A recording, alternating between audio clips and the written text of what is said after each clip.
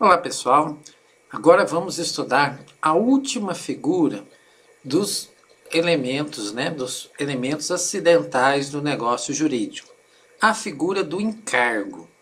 E o que seria a figura chamada encargo? Vamos imaginar que eu faça ali a seguinte proposta: eu lhe dou uma fazenda, mas não vai ser tão simples. Eu lhe dou uma fazenda com o encargo de você construir uma escola em uma parte da área em 2 anos. Isso é uma estipulação extremamente comum quando se faz um loteamento e normalmente se doa um quarteirão inteiro para uma prefeitura, para um estado, e se cobra esse encargo da prefeitura ou do estado, tá certo? Então eu lhe dou uma fazenda com o encargo de você construir uma escola em uma parte da área em 2 anos. E o que acontece? Se a pessoa que eu fiz o negócio cumprir o encargo, se ela fizer efetivamente a escola no prazo de 2 anos, a minha doação, que era existente e válida, vai se tornar definitiva. Então ela se torna perene, tá certo? Então eu lhe dou uma fazenda com o encargo de você construir uma escola no prazo de 2 anos. No prazo de 2 anos você construiu a escola. Meu negócio, que era existente e válido e estava produzindo efeitos, vai produzir efeitos para o resto da vida. Mas a questão que mais preocupa é se a pessoa não cumprir o encargo que foi proposto, tá certo? Se o donatário, a pessoa que aceitou o encargo, não fizer a escola no prazo de 2 anos, o que o doador pode fazer? O doador tem uma escolha. Ou ele pode pedir o bem de volta, e aí nesse caso, aquela doação que era existente e válida vai deixar de produzir efeitos, ou a segunda opção, o doador pode exigir o cumprimento do encargo. E aí nesse caso, a doação que era existente e válida vai continuar produzindo efeitos o resto da vida, tá certo? Então no caso do donatário não cumprir o encargo, eu não sei se o negócio jurídico vai continuar produzindo efeitos ou não. Vai ficar na escolha do doador. Esse exemplo já nos permite entender o que é a figura do encargo. Então, o encargo, igual a condição ou termo, primeira coisa, é uma cláusula contratual. É uma cláusula que a gente insere nos contratos, mas só naqueles contratos gratuitos, tá certo? Tipo doação e testamento, que não tem um pagamento, tá certo? Então, nos contratos gratuitos, em que, apesar de ser gratuito, se impõe uma pequena obrigação ao beneficiário. Normalmente, vocês vão identificar os encargos porque os contratos usam umas expressões para quê, com a obrigação de, com o encargo de, a fim de que. Então, tem sempre essas expressões e vocês vão conseguir identificar o encargo a partir delas. Em caso de não cumprimento do encargo, então o doador pode fazer a escolha: ou exigir judicialmente o cumprimento do encargo, ou pedir o bem de volta. Isso é, em síntese, a figura do encargo. Então, dou-lhe um imóvel com o encargo de ali instalar uma faculdade de direito. Então, se o beneficiário aceita a doação, ele aceita o encargo também.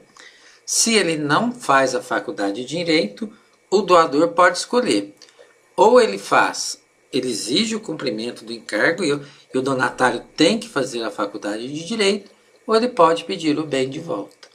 Outro exemplo que nós deixamos aí: deixar-lhe-ei para depois da minha morte toda a minha fazenda, para que ele instale uma associação de preservação ambiental.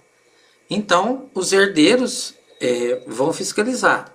Se a pessoa que aceitou essa fazenda não fizer essa associação de preservação ambiental, os herdeiros vão poder escolher: ou pegam a fazenda de volta para os herdeiros, ou entram na justiça e, em preservação da memória da pessoa que faleceu, exigem daquele donatário, a pessoa que aceitou a doação, que façam a associação de preservação ambiental, certo? Então a escolha é do doador ou dos herdeiros do doador, tá certo? Isso é basicamente a figura do encargo.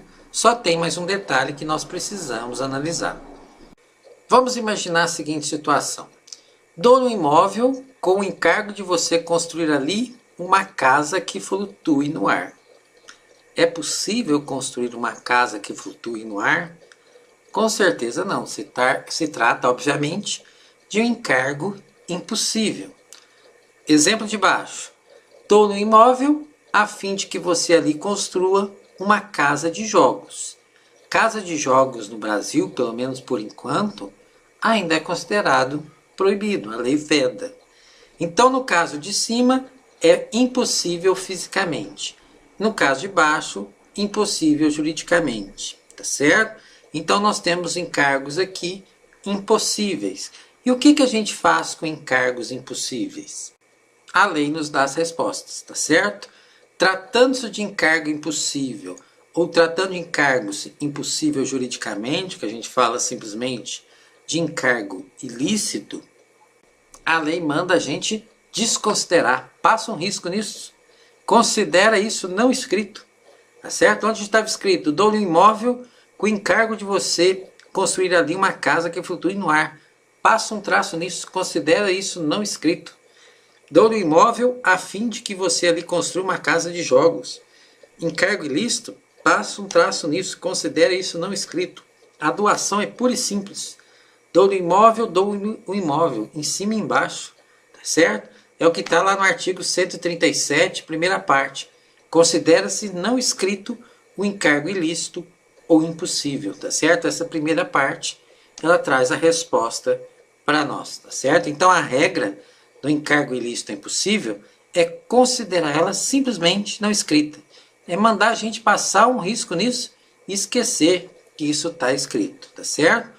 Mas temos só uma pequena exceção a essa história. E para analisar essa exceção, vamos voltar a uns exemplos. Dou-lhe um imóvel com o encargo de você construir ali uma casa de prostituição. Ou dou-lhe um imóvel a fim de que você ali construa uma casa de jogos. Nos dois casos, eu já estou vendo que se tratam de encargos ilícitos. A lei não permite que eu construa casa de prostituição, nem que eu construa casa de jogos. Eu consigo visualizar isso facilmente. Desta forma, tratam-se de encargos simplesmente ilícitos e a regra seria, como a gente viu, de considerar-se esses encargos simplesmente não escritos. Só que aqui a questão não vai ser tão simples assim. E por que a questão aqui não vai ser tão simples assim? Porque o doador só fez a doação porque tinha um interesse direto nesses encargos. Ele só me fez a doação porque ele tinha interesse em participar dessa casa de prostituição e frequentar. Ele só me fez a doação porque ele tinha interesse em frequentar essa casa de jogos. Se ele tivesse consciência de que se tratava de encargo ilícito, ele não teria feito a doação. Então, ele só fez a doação porque tinha interesse direto nesses encargos.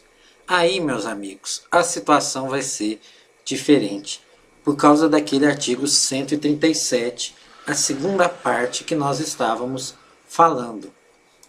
Sabe por quê? Aquele artigo 137, a segunda parte, fala o seguinte: considera-se não escrito o encargo ilícito impossível, salvo se constituir o motivo determinante da liberalidade, caso em que se invalida o negócio jurídico. Invalidar aqui no sentido da anulação. Então, meus amigos, se o encargo foi o motivo dele ter feito a doação ou o testamento, aí vai anular o negócio jurídico. Tá certo? Então, nesses casos que nós temos, a pessoa fez a doação do imóvel para construir a casa de prostituição, porque ele pensava em frequentar o local. Ele fez a doação para construir a casa de jogos, porque ele pensava em frequentar a casa de jogos, e agora descobriu-se que se tratam de encargos ilícitos, mas ele só fez a doação porque ele queria frequentar esses locais. Aí não tem jeito. Aí vai ter que se anular todo o negócio jurídico. Certinho? Matéria de encargo, pessoal, é bem curto mesmo, bem curto. E lembre-se, qualquer dúvida, escrevam aí para nós. Abração, pessoal!